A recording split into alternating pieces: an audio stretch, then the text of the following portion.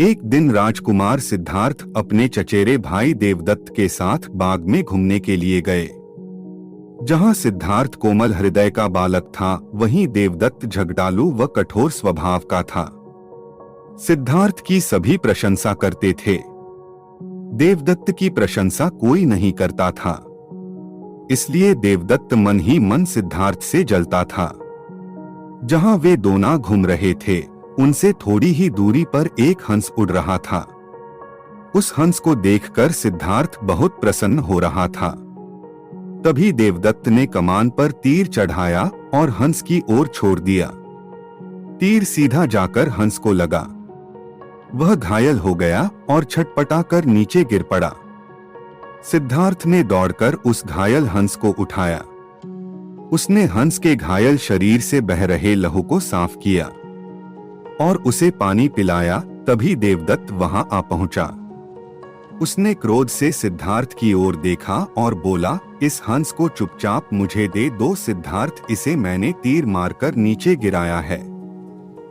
नहीं, सिद्धार्थ ने हंस की पीठ सहलाते हुए उत्तर दिया, मैं इस हंस को तुम्हें नहीं दे सकता। तुम निर्दयी हो, तुमने इस निर्दोष हंस पर तीर चलाया है। यदि मैं इसे न बचाता तो इस बेचारे की जान चली जाती। देखो सिद्धार्थ, देवदत्त उसे घूरकर बोला, यह हंस मेरा है। इसे मैंने तीर मारकर नीचे गिराया है। इसे चुपचाप मुझे दे दो। यदि नहीं दोगे तो मैं राज दरबार में जाकर तुम्हारी शिकायत करूंगा। सिद्धार्थ ने उसे हंस देने से साफ साफ मना कर दिया। देवदत्त राजा शुद्धोदन के दरबार में जा पहुंचा और सिद्धार्थ की शिकायत की। शुद्धोदन ने उसकी शिकायत को ध्यानपूर्वक सुना, फिर सिद्धार्थ को बुलावा भेजा। कुछ ही देर में सिद्धार्थ हंस को लेकर राज दरबार में उपस्थित हो गया। राज दरबार के ऊंचे सिंहासन पर राजा शुद्धोदन बैठे थे। आसपास के नीचे आसनों पर राज्य मंत्री तथा अन्य पदाधिकारी बैठे थे। कई सैनिक हथियार लिए द्वार के निकट खड़े थे। शुद्धोदन के संकेत करने पर देवदत्त सिर झुकाकर बोला, महाराज, जो हंस इस समय सिद्धार्थ के पास है वह मेरा है।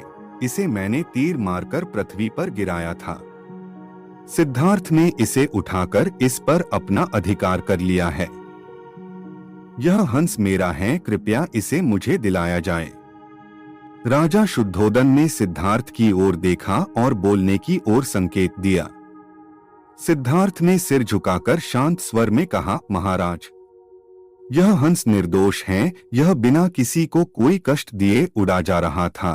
देवदत्त ने इसे तीर मारकर घायल कर दिया। मैंने इसका उपचार किया है, इसके प्राण बचाए हैं।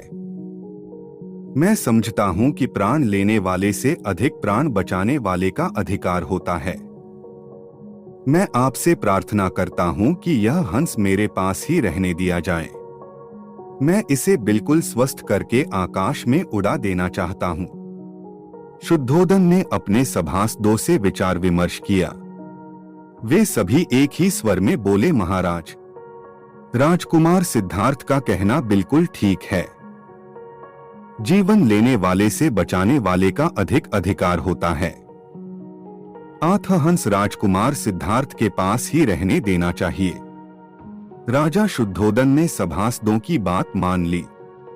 उन्होंने सिद्धार्थ से कहा, इस हंस पर तुम्हारा अधिकार है, तुम इसे ले जा सकते हो।